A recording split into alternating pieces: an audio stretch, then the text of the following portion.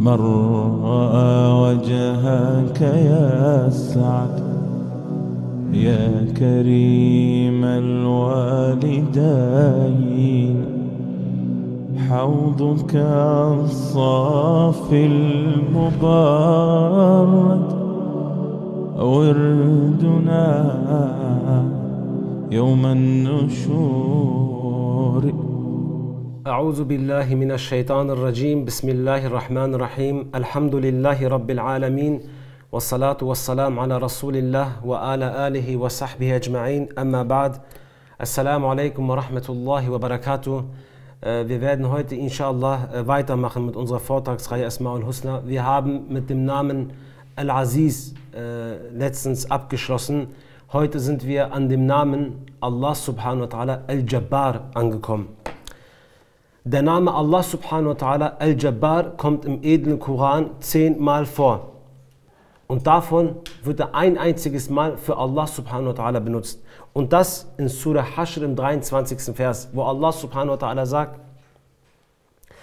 Huwallahu allazi la ilaha illahu al-Malikul Quddusus Salamul Mu'min al-Muhayminul Azizul Jabbarul Mutakabbir Subhanallahi amma yushrikun. Es ist Allah, außerdem es keinen Gott gibt. Der ist Al-Malik, Al-Quddus, Al-Salam, Al-Mu'min, Al-Muhaymin, Al-Aziz, Al-Jabbar, Al-Mutakabbir. Fern, gepriesen, Subhan ist Allah von dem, was sie ihm zur Seite stellen, sagt Allah subhanahu wa ta'ala. Die Wortwurzel von Al-Jabbar kommt davon, von Jabara, Jabr. In dem Mufradat al-Quran wird zu der Bedeutung von Jabara, Jabr gesagt: 3 Bedeutungen beinhaltet dieses Wort Jabbar, Jabr. Und zwar, das erste ist, eine Sache verpflichtend oder bindend festlegen, aufbürden, eine Sache erzwingen, zwingend festlegen. Die zweite Sache ist, eine Sache wieder heil machen, eine Sache wieder reparieren. Und das dritte ist Erhabenheit, Majestät, Macht, groß, Ali, beinhaltet das Wort Al-Jabbar. Die Araber zum Beispiel sagen zu einem gebrochenen Knochen, wo man danach ein Verband rumwickelt, sagen sie dazu Jabira oder sie sagen Jibara. Yani warum? Weil dieser Verband führt dazu, dass der Knochen wieder geheilt wird. Yani er erzwingt diesen Knochen wieder geheilt zu werden. Auch sagen die Araber zum Beispiel zu einem armen Menschen, zu einem Armen, dessen Strapazen aufgehoben werden, dessen Not und Leid, seine Armut gehoben wird und er reich gemacht wird, sagen die Araber Jabr. Yani es ist Allah, der den Armen seine Sorge, sein Leid nimmt und ihn reich macht, ihn wieder wohl macht, ihn seine tiefe Trauer im Herzen repariert, ist Jabbar. Das nächste, haben wir gesagt, ist groß, ist mächtig, erhaben, sagen daher die Araber zu einer Dattelpalme, die sie mit der Hand nicht ergreifen können, sagen sie Nahlatun Jabbara. Yani Nahlatun Jabbara, eine Dattelpalme, die man nicht mit der Hand erreichen kann, die wirklich gewaltig und groß ist. Zu Brot sagt man auch Jabiri. Allahu Alam, vielleicht sagt man deswegen, weil es für den Körper gebraucht wird. Es ist erzwingend notwendig, Nahrung zu nehmen und das Brot zu sich zu nehmen. Und vielleicht ist deswegen der Grund auch, warum man zu Brot Jabiri sagt. Ibn Abbas sagt zu dem Namen Jabbar, das bedeutet, dass Jabbar bedeutet höchst geehrt und mächtig. Qatada, Qurtubi, Ibn al-Arabi, Muhammad bin Ka'b, Imam Suddi, all diese kommen mit einer Definition über den Namen Al-Jabbar. Aber diese ganzen werde ich jetzt nicht aufzählen, man kann die auf 3 Fundamenten festlegen.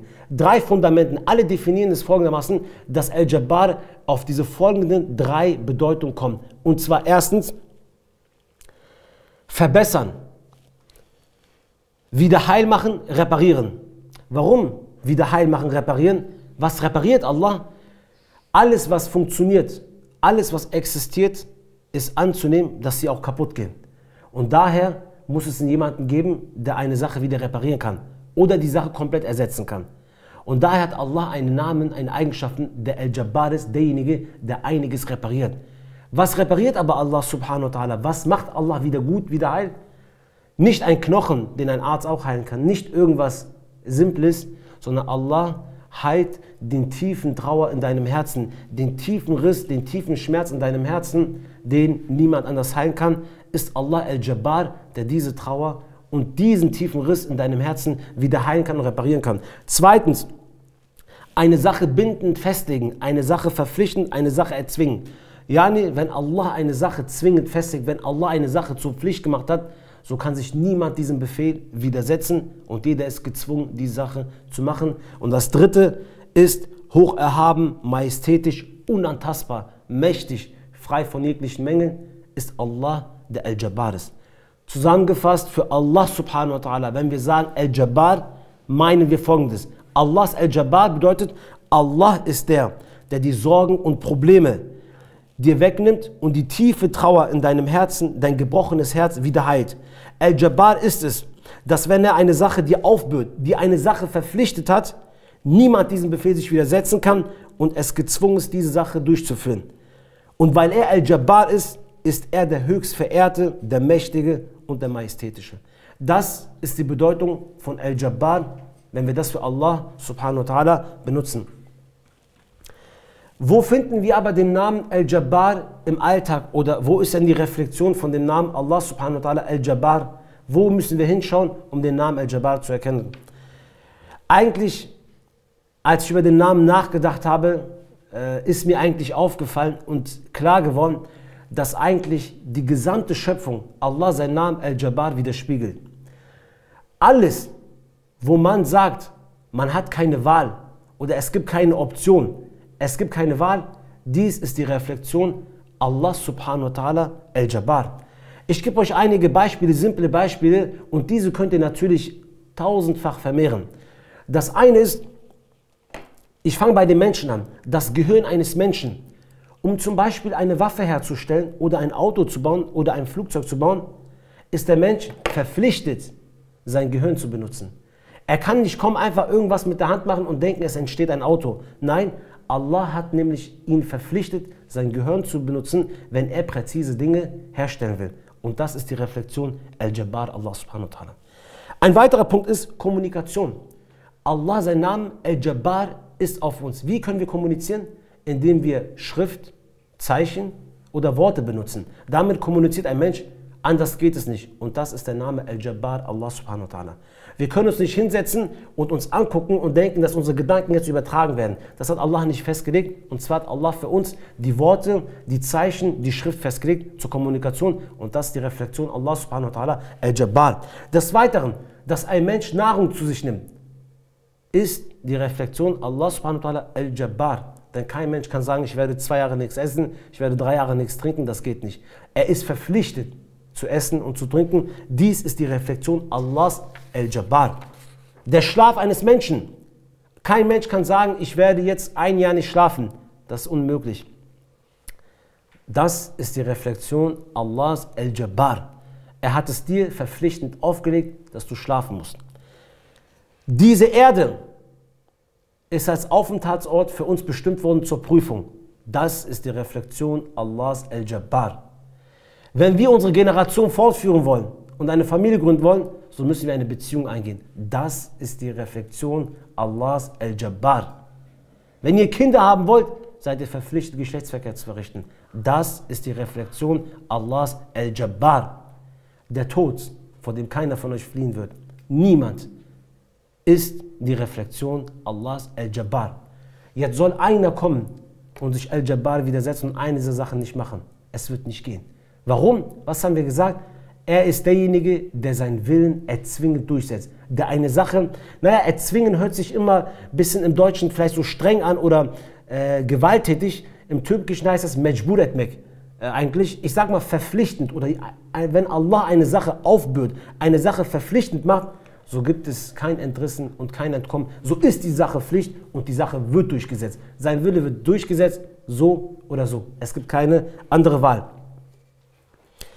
Deswegen sagt Allah im edlen Koran, alles was im Himmel und auf Erden ist, preist Allah. Aber wir verstehen es nicht. Und tatsächlich ist es so. Denn alles, was im Himmel und auf Erden ist, tut das, was Allah ihm vorgeschrieben hat. nennt es Naturgesetze, nennt es Biogesetze, nennt es Gesetze des Physiks, nennt es von mir aus was weiß ich für Gesetze. Wir sagen dazu, das sind die Gesetze Allahs. Allah hat mit seinem Namen El-Jabbar die Sachen reflektieren. Deswegen preisen die Tiere Allah, die Pflanzen preisen Allah. Und wenn ihr fragt, wie? Einfach indem sie aufgehen. Einfach das Tier, indem es seinen Zweck erfüllt. Einfach das Wasser, was einfach fließt, was für euch normal auszusehen mag, ist die Verpflichtung dieses materiellen Dinges. Und der macht es, warum? Weil Allah Al-Jabbar ihn das verpflichtet hat und somit preist er Allah und erfüllt das, was Allah ihn auferlegt hat. Deswegen sagt der Prophet zu Abu Zar, ja Abu Zar, die Sonne geht unter und der Gesandte Allahs sallallahu alaihi wasallam sagt, wo geht die Sonne hin? Und Abu Zar sagt, Allah und sein Gesandter wissen es am besten. Und der Gesandte sagt, die Sonne geht zu Allah Sajda machen. Die geht Sajda machen. Warum? Die Sonne ist verpflichtet worden, in die Knie zu gehen, Sajda zu gehen, runter zu gehen und wieder aufzugehen, unterzugehen und wieder aufzugehen. Und das ist die Lobpreisung Allahs. Deswegen alle Geschöpfe preisen Allahs, preisen Allah. Selbst die Tiere, die sich nach rechts und links bewegen, das hat Allah ihnen verpflichtend auferlegt und sie haben einen bestimmten Spielraum. Aber sie gehen niemals außerhalb dieses Spielraums. Jetzt eine Frage. Und der Mensch? Wo lobpreist er Allah? Gibt es bei den Menschen auch sowas, was Allah ihnen verpflichtend festgelegt hat? Die Tiere haben keine Wahl, sie leben einfach vor sich hin. Was hat der Mensch im Gegensatz zu allen anderen Geschöpfen, wo er sich unterscheidet? Das ist ein freier Wille, das Irade eines Menschen.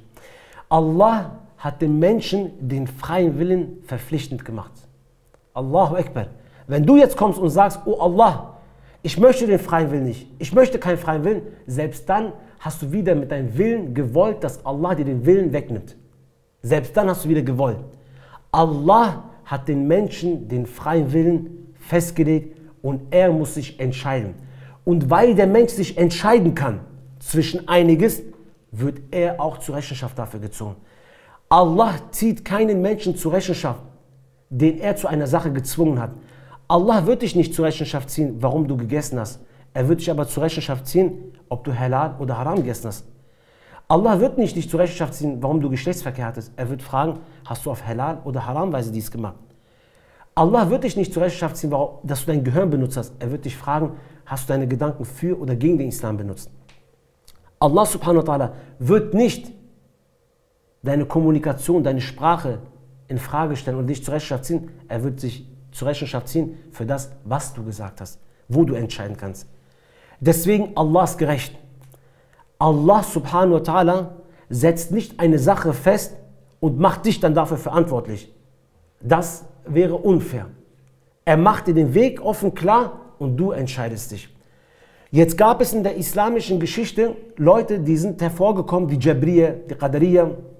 Sie sind gekommen und haben zum Beispiel gesagt, das waren auch vor allem zur Zeit der Emeviten, es waren ja viele Despoten unter ihnen gewesen, die Zulm gemacht haben, der Ahl Bayt, die Leute das Mal, das Mulk, das Besitz von den Muslimen beschlagnahmt haben, sie unterdrückt haben, sie getötet haben, sie gefoltert haben.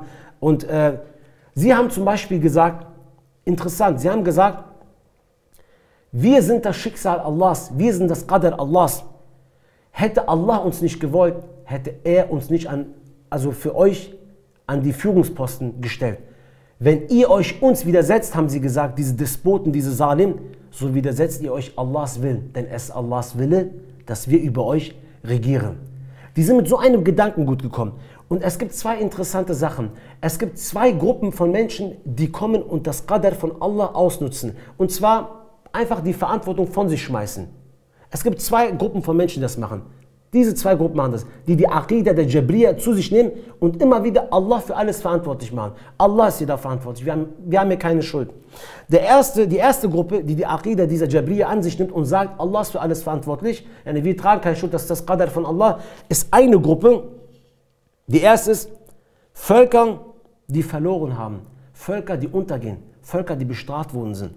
Um ihr Gewissen zu beruhigen, sagen sie, dies ist eine Prüfung Allahs, dies war Allahs Wille. Dagegen hätten wir nichts machen können. Sie geben Allah die Schuld. Es ist nämlich immer einfach, die Schuld von sich zu weisen und jemand anders die Schuld geben. Wir sehen heute die aktuellen Beispiele in Syrien, in Irak, in Afghanistan, egal wo. Wir sehen das überall. Leute kommen und geben Allah die Schuld und sagen, ja, es war Allahs Wille, dass so gekommen ist. Was sagt Allah? War es Allah sein Wille? Will Allah was Schlechtes für uns? Tut Allah den Schirk für uns vorschreiben, einen Menschen vorschreiben? Tut Allah Zulm, dass ein Menschen vorschreiben, dass er einen anderen Zulm machen soll? Tut Allah sowas? Absolut nicht. Allah absolut falsch verstanden. Allah sagt im Koran, Inna Allah la yughayyiru ma biqawmin hatta yughayyiru ma bi anfusihim. Allah wird den Zustand eines Volkes so lange nicht ändern, bis es sich selbst ändert. Punkt. Allah sagt, das ist eure Entscheidung. Allah gibt diese Entscheidung dem Volk. Wenn ihr euch ändert, dann wird Allah euren Zustand ändern. Es ist aber nicht so, dass Allah euch das aufgegeben hat, weil er es wollte. Nein, ihr habt es dazu gebracht. Mit eurem Auflehnen, mit eurem Vergessenheit, mit dem, dass ihr Allah und seinen Gesandten hinter euch geworfen habt, ist das zu euch gekommen. Aber ihr könnt es wieder ändern, sagt Allah. Denn wenn ihr euch ändert, wird Allah euch ändern. Wenn es so wäre, was die Leute sagen, dass Allah dafür verantwortlich ist, würde Allah so einen Vers hinabsenden, in dem er sagt, er wird euch erst ändern, wenn ihr euch ändert. Ist wieder der Wille. Ihr habt die Möglichkeit, euch zu ändern. Nein, hätte er nicht gemacht. Die zweite Gruppe, die Aqida der Jabriyya zu sich nimmt, sind die Leute, die den Islam zu ihrem politischen Instrument machen. Und zwar, genau was die Emeviten zum Beispiel gesagt haben, oder die anderen Despoten immer wieder sagen, wir sind das Qadar Allahs. Hätte Allah uns nicht gewollt, wären wir nicht an der Macht gewesen und geben somit Allah subhanahu wa ta'ala die Schuld. Aber was sagt Allah? Allah sagt im Koran, وَلَقَدْ بَعَثْنَا فِي كُلِّ أُمَّةٍ رَسُولًا أَنْ يَعْبُدُوا اللَّهَ وَاجْتَنِبُوا الطَّاغُوتَ. Und wir haben zu jedem Volk einen Propheten gesandt, der kam mit der Botschaft, dient Allah und verleugnet, vermeidet den Taghut. Wenn Allah doch die Salims vorgeschrieben hat, dass die regieren, warum sollte Allah einen Propheten schicken, der kommt und sagt, vermeidet, verleugnet den Taghut? Würde er einen Propheten schicken, der Allah seinen Willen verleugnet? Nein, so ist es nicht. Deswegen, dieser Gedankengut, der damals gekommen ist ein absolut falscher Gedankengut. Weiß Allah alles? Allah weiß natürlich alles. Allah weiß alles. Allah weiß, wie das Ende ausgehen wird. Allah weiß, wer sich wie entscheiden wird. Allah weiß alles und es gibt nichts, worüber er nicht informiert ist. Allah weiß nämlich über alles Bescheid. Allah sagt im Koran, Alam ta'lam, wissen Sie denn nicht, Anna Allah ya'lamu ma fis samai wal ard? Weißt du denn nicht, dass Allah subhanahu wa ta'ala das kennt, was im Himmel und was auf Erden ist? Inna dhalika fi kitab, dies ist in einem Buch festgeschrieben. Inna dhalika ala Allah yasir. Und dies ist für Allah etwas Leichtes. Daher hat Allah subhanahu wa ta'ala im Jenseits und in dieser Dunya einfach die Rollen bekannt gemacht. Du kannst dich entscheiden, ob du ein Salim bist. Du kannst dich entscheiden, ob du den Weg des Tawhid gehst. Du kannst entscheiden, ob du den Weg des Pharaon gehst, des Nemrut gehst, des Abu Jahl gehst, Abu Lahab gehst. Oder du kannst dich entscheiden, ob du den Weg der Propheten gehst. Allah subhanahu wa ta'ala hat die Rollen offen dargelegt. Manche Leute sagen, Allah hat das Szenario, die Geschichte schon vorgeschrieben. So ist das nicht. Allah hat die Rollen klar gemacht und jetzt liegt es an dir, ob du in diese Rolle reinschlüpfst oder in diese hineingehst. Es liegt an dir, für was du dich entscheidest. Und dafür wirst du zur Rechenschaft gezogen. Deswegen sind diese Mushrikun damals schon gekommen. Diese Denkweise, die gab es damals, gibt es heute immer noch. Die Mushrikun sind damals gekommen und haben daher gesagt, Allah ist schuld, dass wir Schirk machen, dass wir Mushrikun sind. Allah hat nämlich gesagt im Koran, سَيَقُولُ الَّذِينَ أَشْرَكُوا, und diejenigen, die Schirk begangen haben, haben Folgendes gesagt. لَوْ شَاءَ اللَّهُ مَا أَشْرَكْنَا وَلَا آبَاؤُنَا وَلَا حَرَّمْنَا مِنْ شَيْءٍ. Sie haben gesagt, wenn Allah doch nicht gewollt hätte, hätten wir doch kein Schirk begangen. Oder wir hätten nichts gemacht, was Allah nicht erlaubt hätte. Die Mushrikun sind gekommen und haben gesagt, ey Mohammed, warum spielst du dich so auf? Wenn wir doch Schirk begehen, du sagst so, Allah hat alles vorgeschrieben, du sagst, Allah weiß alles, dann hat Allah uns doch dazu gebracht, dass wir und unsere Vorväter Schirk gemacht haben.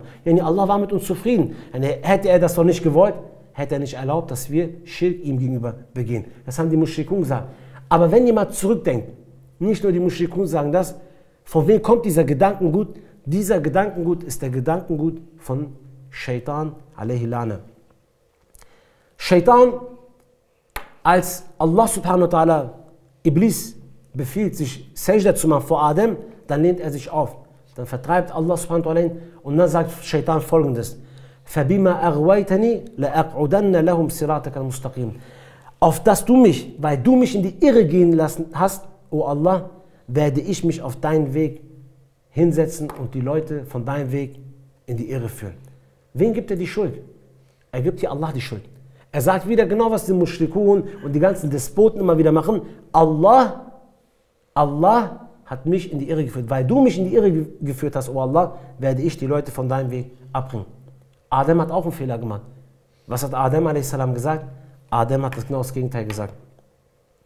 Er sagte, Rabbana zalamna anfusana in lam taghfir lana wa tarhamna lanakunanna min al-khasirin. O Allah, wir haben uns gegenüber Zulm gemacht. Wenn du dich uns nicht erbarmst und wenn du uns nicht vergibst, so werden wir von den Verlierern sein. Das war der Unterschied zwischen Iblis und Adam a.s. Adam hat verstanden, das war von meinem Nefis.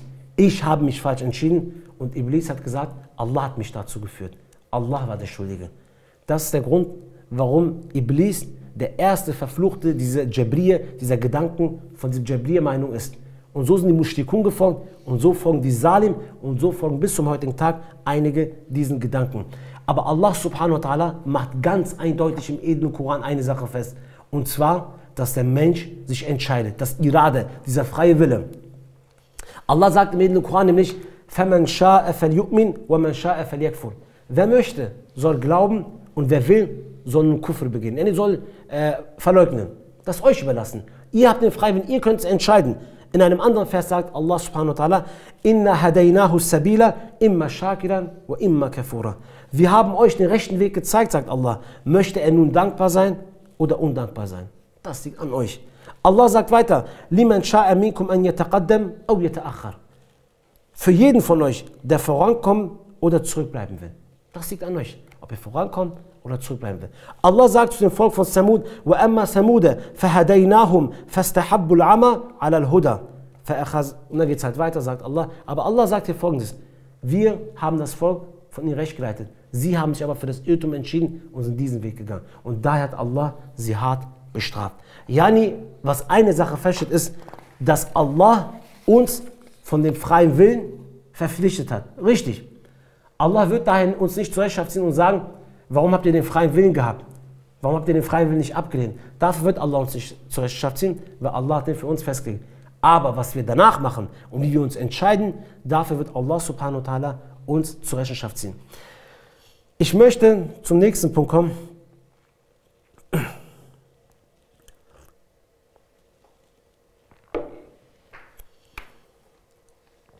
Und zwar der Mensch und Jabbar. Ihr wisst, es gibt Eigenschaften und Namen Allah subhanahu wa ta'ala, mit denen Allah zufrieden ist, wenn der Diener dies zu seinem Charakter macht.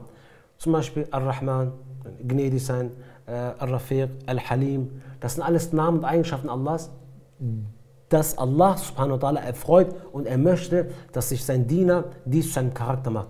Aber es gibt auch Namen und Eigenschaften Allahs, die Allah verabscheut, wenn sie bei einem Diener sind. Und dazu gehört zum Beispiel Al-Mutakabbir, Al-Azim und eins davon ist Al-Jabbar. Allah subhanahu wa ta'ala möchte diese Eigenschaften nicht bei seinem Diener, bei einem Menschen sehen. Weil diese gebühren nicht einem Menschen, diese gebühren khas, yani einzig und allein. Nur Allah subhanahu wa ta'ala. Im edlen Koran kommt 10-mal der Name Al-Jabbar vor, Al-Jabbar. 9-mal wird er für den Menschen benutzt und 9-mal wird er negativ benutzt. Und zwar, dass der Mensch gewalttätig ist. Jabbar, übertreiben, aufsässig, erbarmungslos, brutal, wird immer wieder in den Menschen dies gemeinsam benutzt. Daher kommt Imam Razi sagt, ein Mensch, der von Würmern gefressen wird und sich von einer Fliege behindern lässt, kann niemals Jabbar sein. Eine Würmer, die danach dein Körper irgendwann aufisst, eine Fliege, mit der du dich stundenlang beschäftigen kannst, kann niemals Jabbar sein, sagt er. Deswegen kommt Al-Zujjaj und sagt, wenn der Name Al-Jabbar, Jabbar für den Menschen benutzt wird, bedeutet dies ein Mensch, der seinen Willen durchsetzt. Ein Mensch, der die anderen Leuten seinen Willen aufzwingt und dabei erbarmungslos und gewalttätig vorgeht. Wenn es aber für Allah benutzt wird, bedeutet dies Allah, der den Armen seine Armut, seine Not, sein Leid wegnimmt und derjenige, der eine Sache wieder heilt, wieder repariert, wieder gut macht. Deswegen sagen wir, wenn für den Menschen Jabbar benutzt wird, bedeutet dies für den Menschen gewalttätig, erbarmungslos, skrupellos, gefühlsarm, hart, streng, widerspenstig. Das bedeutet alles Jabbar, wenn es für den Menschen in Verbindung benutzt wird. Guck mal, ein Mensch kann nicht Jabbar sein. Ein Mensch ist nicht der weiß nicht alles. Ein Mensch ist nicht gerecht. Ein Mensch will nicht immer das Gute. Ein Mensch ist nicht gerecht, dass er Al-Jabbar führen kann. Unmöglich. Allah ist Al-Alim, er weiß alles. Der Mensch ist Jahil. Der Mensch ist Salim. Der Mensch ist Nankör, undankbar. Der Mensch ist streitsüchtig. Allah sagt, وَكَانَ الْإِنسَانُ أَكْثَرَ شَيْءٍ جَدَلًا. Der Mensch ist sowas von streitsüchtig. Von ganzen Geschöpfen ist er der streitsüchtigste. وَكَانَ الْإِنسَانُ جَهُولًا ظَلُومًا. وَكَانَ الْإِنسَانُ ظَلُومًا جَهُولًا. Und wahrlich, der Mensch, der ist unwissend und Jahil, der ist unterdrückerisch und Salim ist er. قُتِلَ الْإِنسَانُ مَا أَكْفَرَ, sagt Allah. Sterben, tot soll er sein. Wie undankbar doch der Mensch ist, sagt Allah subhanahu wa ta'ala. Das ist der Mensch. Deswegen, wenn ein Mensch den Namen Jabbar zu sich nimmt und versucht, eine Sache durchzusetzen, zwingen, so endet dies oft in Desaster, in Zulum, in despotischem Umfang, um ein Maß, mit dem Allah absolut nicht zufrieden ist. Wir Muslime dürfen noch nicht mal die Leute zum Islam zwingen. Das verbietet uns Allah. Normalerweise kannst du nicht mal einen Menschen ins Paradies zwingen. Will Allah subhanahu wa ta'ala nicht. Warum? Allah sagt im edlen Koran, La ikrahe fi din. Es gibt keinen Zwang im Glauben. قد تبين الرشد من الغي فمن يكفر بالطاغوت ويؤمن بالله فقد استمسك بالعروة الوثقى لا انفصام لها والله سميع عليم. Allah sagt, es gibt keinen Zwang im Glauben. Versucht ja nicht, wie die Christen mit ihrer Taufe, mit den Kreuzungen unsere islamischen Länder überfallen haben, heute noch in Afrika, die Leute zum ihren Glauben gezwungen haben und danach den Kopf abgehakt haben. Allah sagt, La ikrahe fi din. Es gibt keinen Zwang im Glauben. Ihr dürft den Zwang im Glauben nicht mal anwenden. Zwang ist nirgendwo erlaubt für euch. Das gebührt euch nicht. Ihr seid es nicht. Warum? Das Wahre ist vom Falschen klar unterscheidbar geworden. Wer nun den Taghut Tekfir macht, verleugnet und sich den Iman zu Allah verinnerlicht, der hat sich an einer festen Greife festgehalten, an dem es kein Zerreißen gibt. Ganz gewiss ist Allah Allwissen und Allhören, sagt Allah. Wir dürfen nicht mal die Leute, obwohl das gut ist, das Islam ist was Gutes, nicht mal da zwingen, in den Glauben zu kommen. Allah sagt im Heiligen Koran, Qul, sprich, O Muhammad, innama ana munzirun, ich bin nur ein Ermahner, ich bin nur ein Warner, wa ma min ilahin illa Allahul Wahidul Qahhar, und es gibt keinen Gott außer Allah, er ist Al-Wahid und Al-Qahhar, der Einzige und Allzerstörende. Allah sagt weiter in Surah Ghashiyah, Fazakir, innama anta muzakkir, so ermahne, denn du bist ein Ermahner, so warne, erinnere sie, denn du bist nur ein Erinnerer. Lasta alayhim bimusaitir, du bist nicht der Oberherrscher über sie, du bist kein ein Richter über sie, du bist kein Machthaber über sie. Warne sie, erinnere sie, denn du bist nur ein Erinnerer und Warner, du bist nichts mehr. Denk nicht, du bist ein Oberherrscher, du musst jetzt irgendwas durchsetzen. Sagt Allah, nein, so ist das absolut nicht. Warum aber nicht? وَلَوْ شَاءَ رَبُّكَ لَأَمَنَ مَنْ فِي الْأَرْضِ كُلُّهُمْ جَمِيعًا. Und wenn dein Herr gewollt hätte, hätte er fürwahr alle auf der Erde zusammen zu Gläubigen werden lassen, sagt Allah. أَفَأَنْتَ تُكْرِهُ النَّاسَ حَتَّى يَكُونُوا مُؤْمِنًا. Willst du etwa, sagt Allah, willst du etwa die Menschen dazu zwingen, gläubig zu werden? Wo Allah hätte das machen können, hat aber die Leute nicht gezwungen dazu. Bist du etwa derjenige, der die Menschen zu Gläubigen zwingen will, sagt Allah. Wer bist du? Ich habe es nicht mal gemacht. Wer bist du? Allah verlangt nicht ansatzweise, dass wir im Glauben einen Menschen zwingen. Was ist wohl mit den Despoten, mit den Salim, mit den Gewalttätern, mit den Verbrechern, mit den Unterdrückern, die auf der Welt Zulum begehen, die die Menschen in Gefängnissen stecken, der Ehemann, der seine Ehefrau schlägt, der Vater, der seine Kinder schlägt, die Kinder, die ihre Eltern beleidigen und rumschreien, die Arbeitgeber, die ihre Arbeitnehmer klein machen und sagen, wenn wir nicht wären, würdet ihr kein Essen kriegen, die Regierung, diese Herrscher, diese Diktatoren, die die Muslime foltern, die die Muslime bombardieren, die die Menschen in Kerker und Gefängnissen stecken, zu Unrecht jahrelang drinnen lassen. Was wird Allah wohl mit diesen Despoten, diesen Leuten machen, wenn Allah uns verbietet, Leute zum Glauben zu zwingen? Was ist mit diesen Menschen, die die Menschen zwingen, ihren Willen durchzusetzen? Allah sagt im edlen Koran, diese Menschen haben in dieser Dunya bereits, ihr Herz wurde versiegelt. Sie haben in dieser Dunya schon den Stempel bekommen, dass diese Leute nicht mehr recht geleitet werden. Allah sagt im edlen Koran, Kazalika, dies ist nun so. Yatba'ullahu ala kulli qalbin mutakabbirin jabbar. So versiegelt Allah das Herz eines jeden Hochmütigen und Gewalttätigen. Allah versiegelt das Herz eines solchen schon im Diesseits. Und was wird im Jenseits sein? Allah wird im Jenseits diese Unterdrücker herausfordern. Und wallahi, vielleicht ist das sogar eine noch schlimmere Strafe wie die Hölle. Allah wird im Jenseits, am Tag vom Mahshar, diese Jabbar herausfordern. Er wird die rufen. Allahs Gesandter berichtet uns, sallallahu alaihi wasallam, indem er sagt, يطوي الله عز وجل السماوات يوم القيامة ثم يأخذهن بيده اليمنى ثم يقول Allah, der Erhabene und Herrliche, wird die Himmel am Tag des Gerichts falten und dann wird er sie in seine Rechten legen. Und er wird danach sagen, يقول أنا الملك, ich bin der Herrscher. أين الجبارون, أين المتكبرون, أنا الملك, ich bin der König. Wo sind die Gewalttäter? Wo sind diese Gewaltverbrecher, die ihre Meinung den Leuten aufzwingen wollten, die Leute ihren Willen durchsetzen wollten? Wo sind diese Gewalttäter? Wo sind diese Despoten? Wo sind diese Hochmütigen, diese Mutakabbir? Alle sollen sie hervortreten. Keiner wird sich wagen, irgendwie Allah gegenüber vorzutreten. Summa yatwil arda bishimalihi summa yaqul. Dann wird er die Erde in seiner Linken greifen und wird sagen, Ana al-Malik, ich bin der König, ich bin der Besitzer der Herrschaft, ich bin der wahre König. Ana al-Malik, Aina al-Jabbarun, Aina al-Mutakabbirun, Ana al-Malik.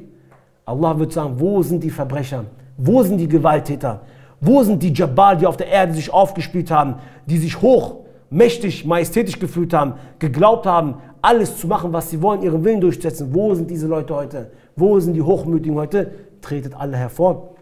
Das ist, bevor die in die Hölle gehen. In der Hölle wird es nochmal separate Strafen für sie geben, wie ein Kreaturen kommen und diese Leute greifen und bestrafen werden. Deswegen möge Allah subhanahu wa ta'ala uns vor das Verhalten des Jabbar bewahren. Wem gegenüber ist aber Jabbar, Gewalttätigkeit, Aufsässigkeit, eine Erbarmungslosigkeit am verabscheulichsten? Natürlich gegenüber jedem Menschen. Überhaupt diesen Charakter zu besitzen, ist am schlimmsten. Aber wem gegenüber ist es am allerschlimmsten? Was denkt ihr? Es sind die Eltern. Leute, die Jabbar werden, aufsässig werden gegenüber ihren Eltern. Guck mal, Allah berichtet über Yahya und er sagt, Ja Yahya, khuzil kitaba biquwa wa ataynahu al-hukma sabiyan wa hananan min ladunna wa zakatan wa kana taqiyan. Er sagt, O Yahya, halte das Buch kraftvoll fest und wir verliehen ihm die Weisheit bereits im Kindesalter, sagt Allah. So wie Mildherzigkeit, eine Barmherzigkeit von uns und eine Reinheit. Und er war ein Frommer, sagt Allah zu Yahya.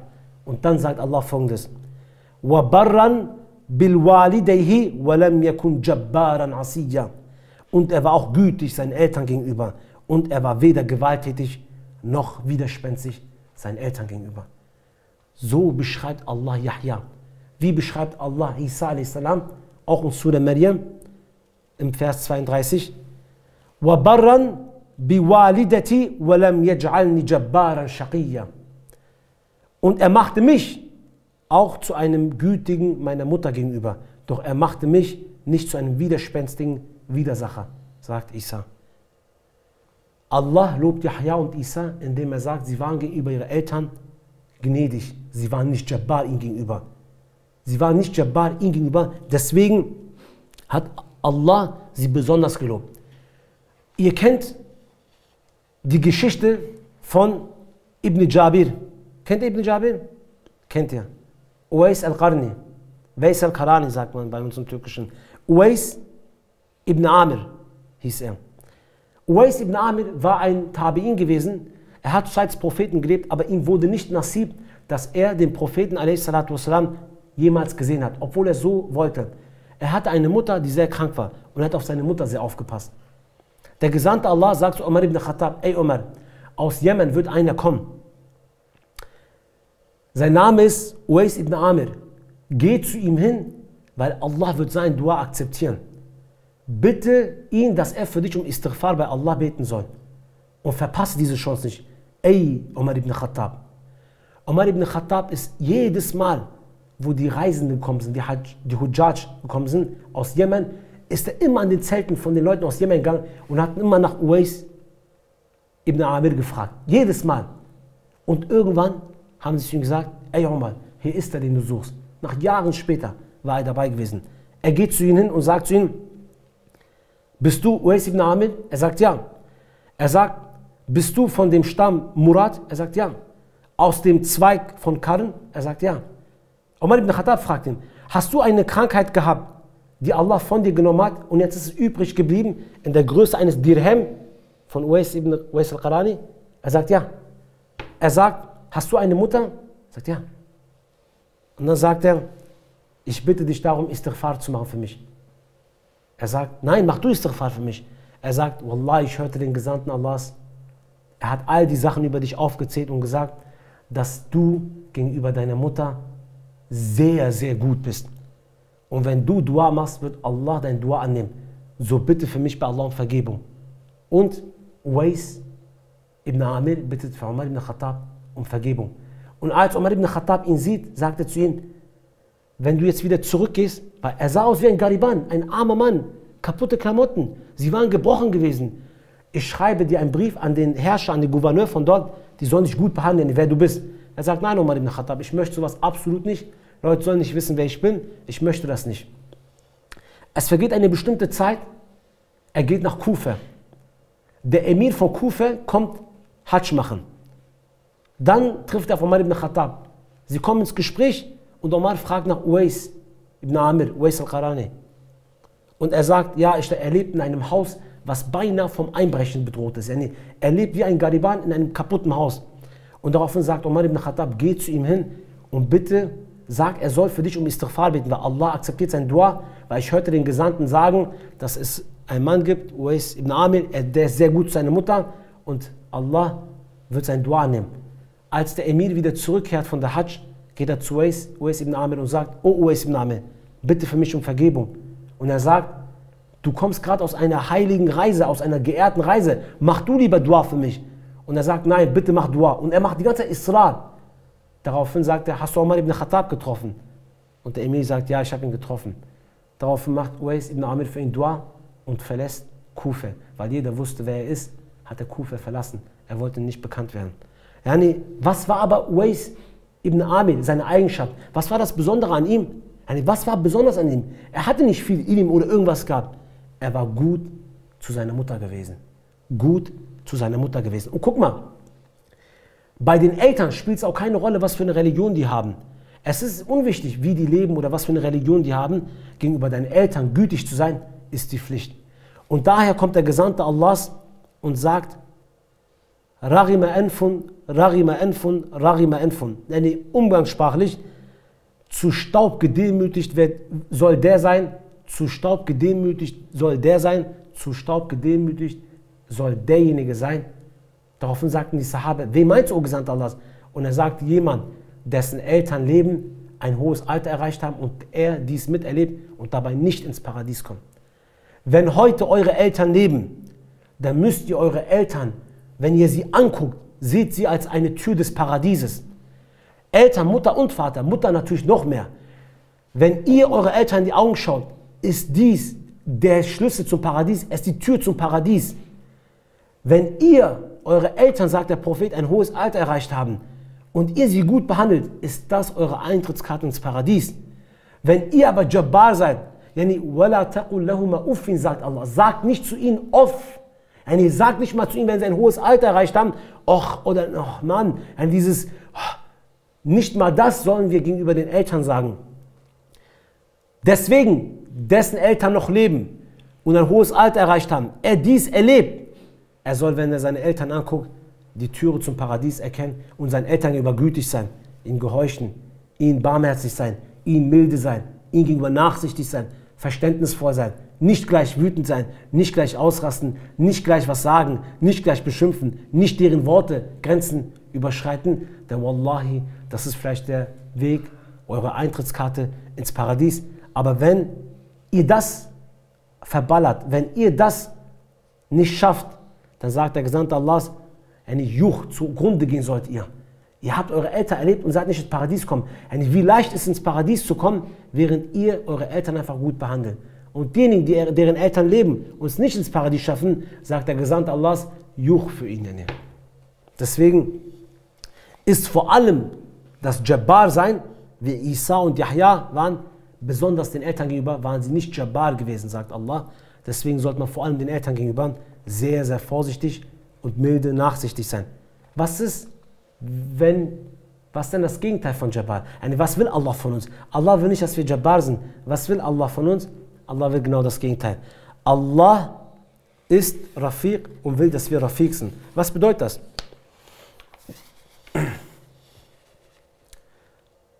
Der Gesandte Allah sagt eines Tages zu Aisha, radiallahu anha, Ja Aisha, Inna Allah Rafiqun yuhibbu rifqa. O Aisha, Allah ist Rafiq und er liebt den, der Rifq besitzt. وَيُعْتِ عَلَى الرِّفْقِ مَا لَا يُعْتِ عَلَى الْعُنْفِ وَمَا لَا يُعْتِ عَلَى مَا سِوَاهُ. Und das, was Allah dem gibt, der Rifq besitzt, gibt er niemanden anderen. Gibt er nicht dem Hartherzigen und gibt er keinem anderen diesen Lohn. Was bedeutet aber Rifq? Das bedeutet vom Verhalten her verständnisvoll sein, sanft sein, feinfühlig zu sein, gnädig zu sein, milde zu sein, barmherzig zu sein, nachsichtig zu sein. Das ist alles Rifq. Allah liebt das und derjenige, der das besitzt, mild, Feinfühligkeit, verständnisvoll, nicht gleich wütend werden, der das besitzt, der bekommt eine Belohnung, die kein anderer von Allah subhanahu wa ta'ala bekommt. In einem anderen Hadith sagt der Gesandte Allahs, das ist bei Tirmizi überliefert, Ala ukhbirukum biman yahrumu ala nari au biman tahrumu alayhi nar. Soll ich euch über jemanden berichten, dem das Höllenfeuer haram gemacht worden ist oder für den es haram ist, ins Höllenfeuer zu gehen? Und er sagt, Qaribun, Hayyin wa Sahl. Diese drei Eigenschaften. Wenn jemand diese drei Eigenschaften besitzt, ist das Höllenfeuer für ihn haram gemacht. Qarib, nah. Er muss den Menschen nah sein. Was bedeutet das? Er muss bereitstehen. Er muss für sie erreichbar sein. Er muss warmherzig sein. Er muss ihnen nah sein. Das zweite ist Sahl. Der Umgang mit diesen Menschen muss leicht sein. Er muss ein umgangsleichter Mensch sein. Man muss mit ihm schnell zu einem Ende kommen, ein leichtes Ende kommen. Er muss unkompliziert sein, ein leichter Mensch. Ihr kennt komplizierte Menschen und ihr kennt leichte Menschen. Komplizierte Menschen gibt es unter uns und es gibt leichte Menschen unter uns. Ein komplizierter Mensch ist der, wo man denkt, oh Gott, bitte jetzt nicht. Wenn man ihn schon sieht, ein leichter Mensch ist, du freust dich, wenn er kommt. Das ist leicht und das ist kompliziert. Und das dritte ist Hayyin, jemand, der feinfühlig ist, der nicht gleich wütend wird, der gnädig ist, der barmherzig ist, der vor allem verständnisvoll ist, nicht gleich eine Sache verurteilt. Wer diese drei Eigenschaften besitzt, und diese drei Eigenschaften sind genau das Gegenteil von Jabbar, genau das Gegenteil. Wer diese drei Eigenschaften besitzt, sagt der Gesandte Allahs, für den ist das Höllenfeuer haram geschrieben. Und das sind genau die drei Eigenschaften, genau das Gegenteil von Jabbar. Leicht, barmherzig und feinfühlig sein, gnädig sein, nah sein und erbarmungsvoll sein. Das sind genau die Eigenschaften, die Allah von uns verlangt. Ich möchte zum letzten Punkt kommen von unserem Vortrag heute, den Namen Al-Jabbar. Und zwar, wir haben jetzt gesagt, Al-Jabbar ist derjenige, der eine Sache verpflichtend macht, eine Sache aufbördend tut und die Sache dann verpflichten wird. Wir haben gesagt, Allah will nicht, dass der Mensch Jabbar ist und dass Allah diese Leute bestraft.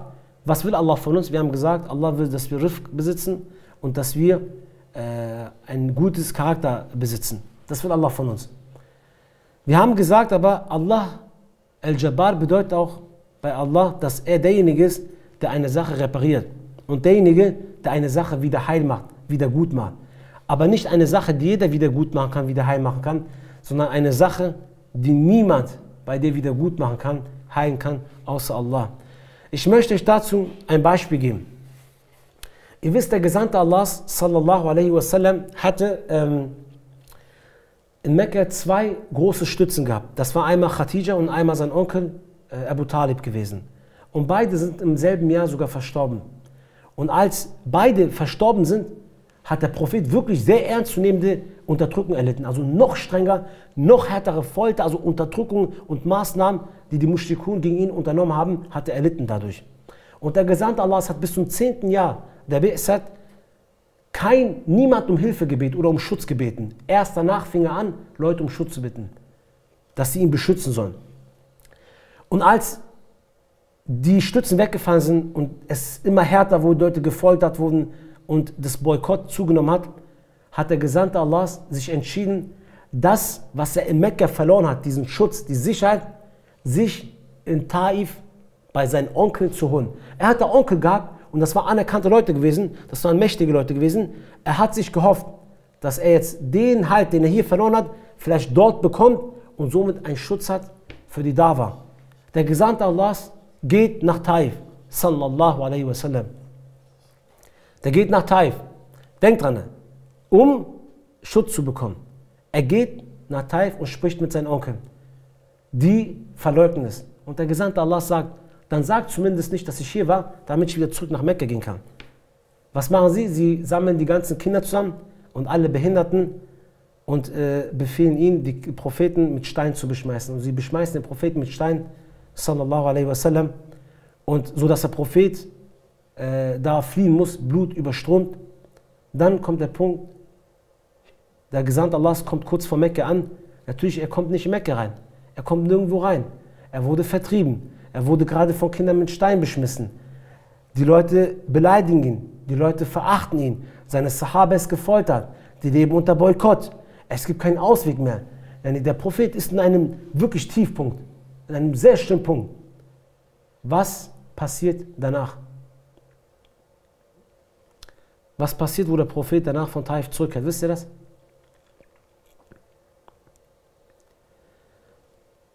Isra und Miraj. Aber bevor das passiert, macht der Prophet ein Dua. Allahu Akbar. Und wir sprechen hier vom Gesandten Allahs. Was ist denn unsere Prüfung? Der Gesandte Allahs setzt sich hin. Irgendwann kommt ein Punkt und kann nicht mehr. Er setzt sich hin und sagt, Allahumma inni ashku ilayka da'fa quwwati wa qillati hilati wa hawani ala nas. O Allah, ich beklage mich nur bei dir. O Allah, ich kann nicht mehr. Ich beklage mich nur bei dir über meine Einsamkeit, über meine Verlassenheit und die Schwäche meiner Kraft, dass ich schwach werde und dass ich in den Augen der Menschen verachtet und verabscheut bin. O Allah, ich beklage mich bei dir. Anta arhamur rahimin, anta rabbul mustad'afin. O Allah, du bist doch derjenige, der Herr des Rahmanes. Du bist der Gnädige. Du bist der Al-Abama. Du bist der Besitzer des Rahman. Du bist der Rabb der Mustad'afin. Du bist der Herr. Du bist der Rabb der Unterdrückten. Diejenigen, die niemand hat, diejenigen, die allein gelassen worden sind. Du bist doch der Herr von denen. Wa anta Rabbi, und du bist doch mein Herr. Ila man takaluni, ila ba'idin yatajahhamuni, au ila aduwin malaktahu amri. O Allah, wen überlässt du mich?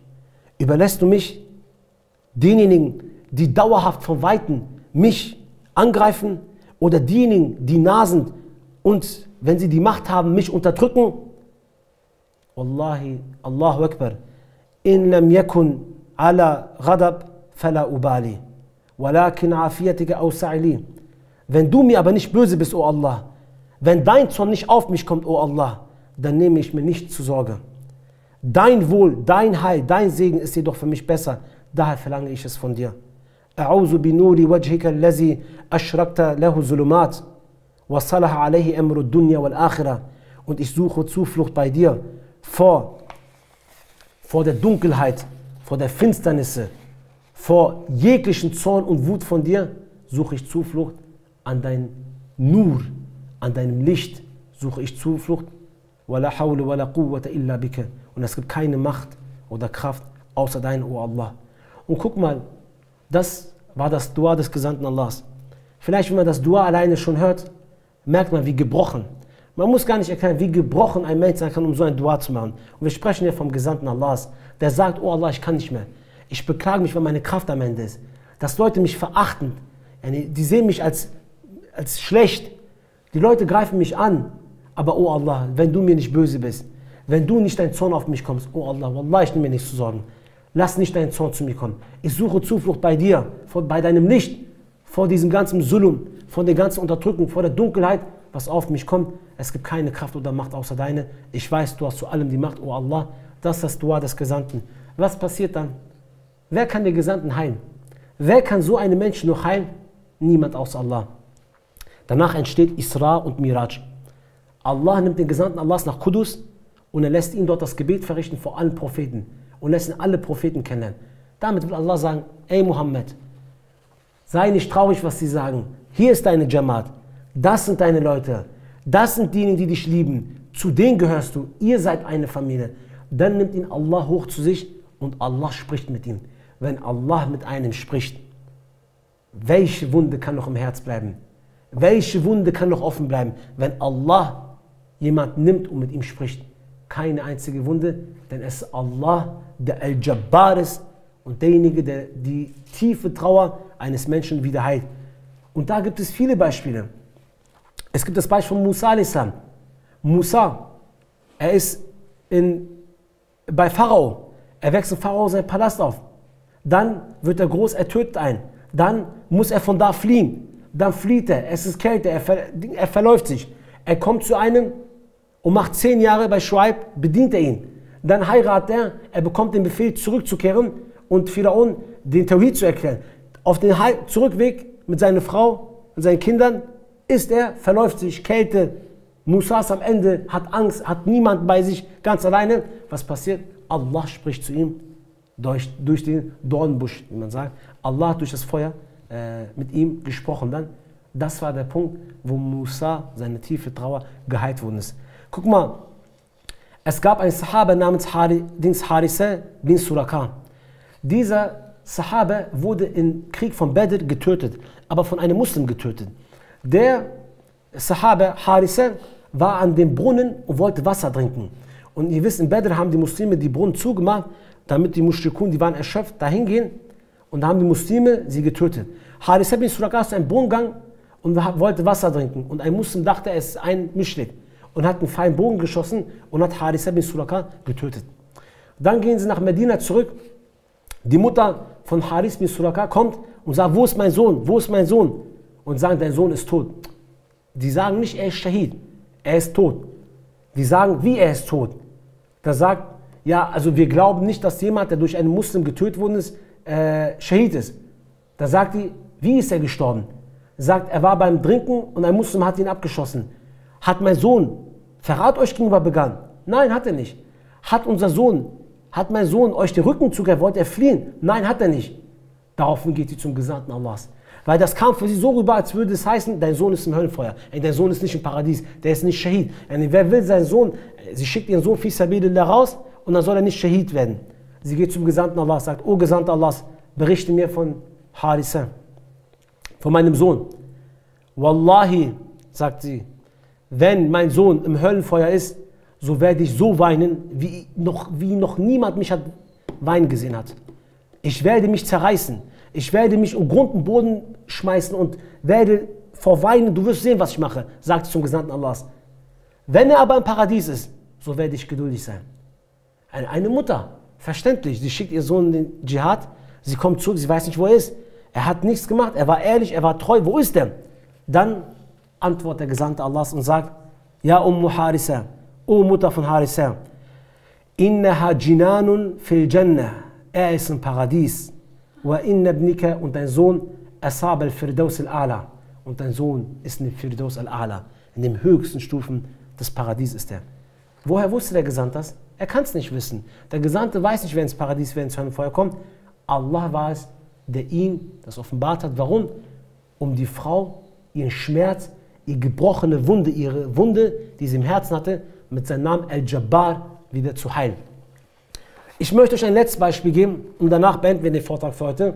Es gab einen Sahaba namens Julaybib. Ihr kennt den vielleicht den Namen, ein sehr bekannter, wenn man Julaybib hört, fangen viele an sogar zu lächeln ein bisschen. Es war so ein Sahaba gewesen, der ist zu den Sahabas in die Wohnung gegangen und die Frauen haben sogar mit ihm Spaß gemacht, haben mit ihm gelacht. Er war voll Gariban, er war ein Waisenkind, er hat niemanden gehabt. Und selbst die Frauen in der Ansar und den Sahabas haben mit ihm mal Spaß gemacht, haben mal gelacht. Eines Tages kommt der Gesandte Allah zu Julaybib und sagt, oh Julaybib, wie geht's dir? Er sagt, gut, oh Gesandte Allahs. Es war wirklich ein Mann, der arm ist, Fakir ist, keinen Halt hat, keine Familie hat und der auch nicht jetzt so übertrieben hübsch war, attraktiv war, ein gebrochener Mann. Er sagt, oh Julaybib, möchtest du heiraten? Er sagt, oh Gesandter Allahs, wer wird mir seine Tochter geben? Ich bin Julaybib, mir gibt niemand seine Tochter. Ich bin Fakir, ich habe niemanden. Daraufhin sagt er, ich werde dich verheiraten. Er sagt, oh Gesandter Allahs, mich will doch niemand. Daraufhin geht der Gesandte Allah sallallahu alaihi wasallam zu einer Frau, dessen Mann gestorben ist, eine Witwe. Also geht zu seinem Vater. Und damals war das so, wenn die Männer von den Frauen gestorben sind, haben sie immer erstmal den Propheten gefragt, ob sie die Tochter heiraten will. Daraufhin sagt der Gesandte Allahs, ich möchte eure Tochter haben. Und der Mann sagt, natürlich, sehr gerne, o Gesandte Allahs, du kannst unsere Tochter heiraten, ist kein Problem.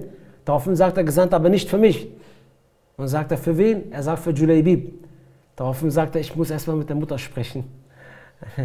Er wollte nicht Nein sagen, hat gesagt, ich muss mal mit der Mutter sprechen, ich brauche die Zustimmung. Wenn es für dich wäre, ja natürlich, aber für Julaybib, ein Armer, ein Fakir, der hat nichts, sieht vielleicht nicht gerade Dings aus.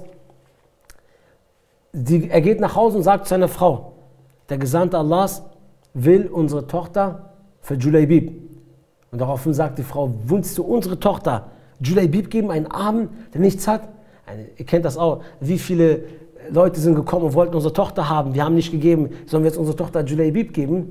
Und die Tochter ist im Hintergrund und hört das hinter einer Gardine. Dann kommt sie raus und sagt, wollt ihr euch etwa gegenüber dem Befehl des Gesandten Allahs widersetzen?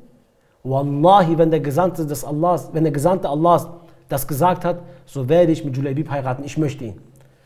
Dann heiraten sie, kurze Zeit später, ganz kurze Zeit später, gibt es einen Nida, einen Ruf in den Dschihad. Es kommt ein Dschihad, eine Schlacht. Julaybib geht in die Schlacht. Als die Schlacht vorbei ist, sagt der Gesandte Allahs, habt ihr alle eure Leute? Vermisst ihr jemanden? Alle sagen, nein, o Gesandte Allahs, wir sind vollständig. Der Gesandte fragt wieder, fehlt hier jemand? Vermisst ihr jemanden? Und er sagt, nein, ja Rasulullah, alle sind hier. Und wir sagen, wir haben unsere Shuhada, es fehlt niemand. Der Gesandte Allahs fragt wieder, fehlt jemand hier? Vermisst ihr jemanden? Daraufhin sagt er, nein, o Gesandte Allahs. Und der Gesandte sagt, ich vermisse aber jemanden. Ich vermisse Julaybib. Wo ist Julaybib? Er geht und dann schickt er die Sahaba los und die gucken. Die sehen um Julaybib über 7 Kuffar, hat 7 Kuffar getötet und die haben danach ihn getötet, Shahid gemacht. Daraufhin sagt der Gesandte Allahs, ich werde mich persönlich um Julaybib, seine ganzen Angelegenheiten kümmern. Seine Janaza, seine Reinigung und das Dua und das Gebet verrichten. Wallahi, sagt er, Julaybib ist von mir und ich bin von Julaybib. Julaybib ist von mir und ich bin von Julaybib. Julaybib ist von mir und ich bin von Julaybib, sagt der Gesandte Allahs und hat sich um ihn gekümmert bis zum Schluss. Ein Mann, der niemand hat, der gebrochen war, der verletzt war, der arm war. Was hat Allah gemacht? Auf der Erde vielleicht keinen Namen gehabt, auf der Erde nicht beachtet, aber im Sama bei Allah wurde sein Name erwähnt. Sein Name wurde erwähnt, wurde in den ganzen Engeln erwähnt, zum Gesandten gebracht und gesagt, O Muhammad, Julaybib, Julaybib. Und der Gesandte Allah ist aufgestanden, der Prophet, die Engel, der Herr der gesamten Welten hat diesen Mann erwähnt, Julaybib. Ein Mann, ein Armer, heutzutage würden sie sagen, ein Nichtsnutz, ein Fakir, ein Gebrochener, ein Verstraßenkind gewesen, hat niemanden gehabt. So ein Mensch wurde im Sama von Allah erwähnt, von den Engeln erwähnt und vom Propheten a.s.w. höchstpersönlich gesucht und gesagt, er ist von mir und ich bin von ihm. Das ist Allah, der Al-Jabbar ist, der die Armen, die Verletzten, die Gebrochenen, die niemand haben, die Waisen, die Verletzten, die Alleingelassenen, die Verlassenen, der Herr von ihnen ist Allah, der Al-Jabbar ist. Deswegen sollten wir, wenn wir eine Sorge haben, eine Verletzung haben, sollten wir nicht immer gleich mit jemandem darüber reden. Es ist immer so, die Menschen wollen immer mit einem anderen darüber reden. Manche machen Sport, um das zu vertreiben. Manch ein anderer, was weiß ich, macht Urlaub, um das zu vergessen, reist in ein anderes Land, wenn ihr eine Sorge trifft.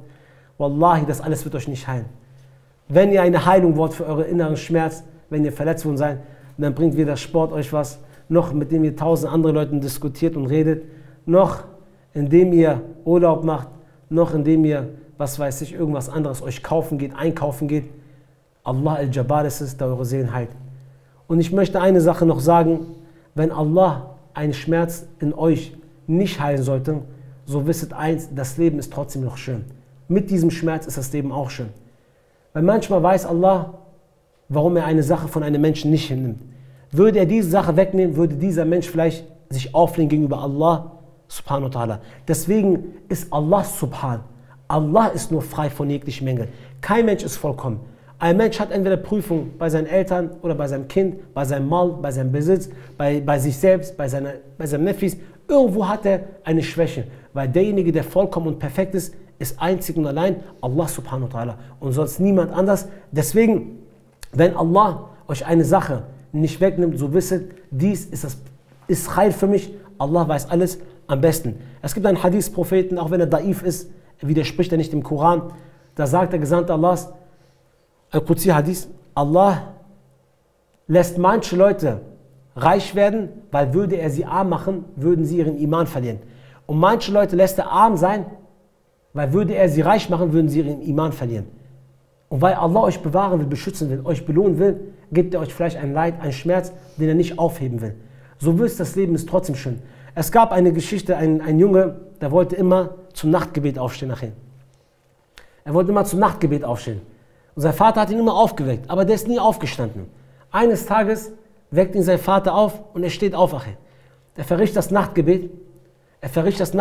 Dann guckt er aus dem Fenster mitten in der Nacht und sagt, ey Babajum, oh mein Vater, guck mal, wie irregeleitet doch alle Menschen sind. Während wir das Schöne kosten und schmecken, ja nee, würden doch die anderen Menschen auch zum Nachtgebet aufstehen und das Gebet verrichten. Aber guck mal, alle Lichter sind aus, alle schlafen. Würden sie doch das schmecken, was wir geschmeckt haben. Wie irregeleitet doch die Menschen sind. Daraufhin sagt der Vater, oh Sohn, bis heute noch hast du nicht einmal das Nachtgebet verrichtet. Aber du warst ein bescheidener Junge gewesen. Du bist einmal zum Nachtgebet aufgestanden, deine Tat ist vor deinen Augen so groß geworden, du bist hochmütig geworden. Hätte Allah dich doch gar nicht zum Nachtgebet erst aufgeweckt. Aber wärst du dafür bescheiden gewesen, hättest nicht diese ekligen Worte ausgesprochen. Yani, wenn manche Sachen in eurem Leben nicht hinhauen, so wisst, Allah hat euch ein Talent gegeben, haltet an diesem Talent fest, was für euch gerade Allah bestimmt hat. Manche Leute kommen, erzählen ihre Sorgen, aber Wallahi, wenn man überlegt, Allah hat ihnen 100.000 gute Sachen gegeben, eine schlechte Sache hat er und er macht es groß und groß und groß und groß und macht sein Problem noch größer. Aber würde er verstehen, dass Allah ihm doch 100 andere gute Sachen gegeben hat und ein Problem gegeben hat, das Leben ist trotzdem auch mit diesem Problem auch schön. Man sollte sich nicht beklagen und die Dinge sehen, die für ihn Allah gut geschrieben hat und sich dafür eher einsetzen, statt auf das Problem rumzuhacken. Denn Allah ist nur frei von jeglichen Mängeln. Perfekt ist nur Allah subhanahu wa ta'ala. Ein Mensch wird immer wieder Mängel irgendwo haben. Deswegen bitten wir Allah subhanahu wa ta'ala darum, der Al-Jabbar ist, der glorreich ist, der mächtig ist, der majestätisch ist, dass er uns Feinfühligkeit, Bescheidenheit, Barmherzigkeit und Mildheit gewährt. Und dass Allah subhanahu wa ta'ala uns, der Al-Jabbar ist, vor den Tawarit bewahrt und beschützt. Und alle Salim und Tawarit, die das Maß des Zulums überschritten haben, möge Allah sie mit seinem Jabbar vernichten, sie erzwingend zur Niederlage zwingen und diese Kuffar und diese Tawarit und diese Jabarut, diese Mutakabbirun, diese Inat, diese Mulhidin, möge Allah sie im Grund und Boden vernichten und möge Allah die tiefe Trauer, die niemand heilen kann, außer er in unserem Herzen, heilen, wenn es für uns Khair ist. ندعو الله يجمعنا على كتاب الله وعلى شريعة رسول الله صلى الله عليه وسلم وآخر دعوانا أن الحمد لله رب العالمين.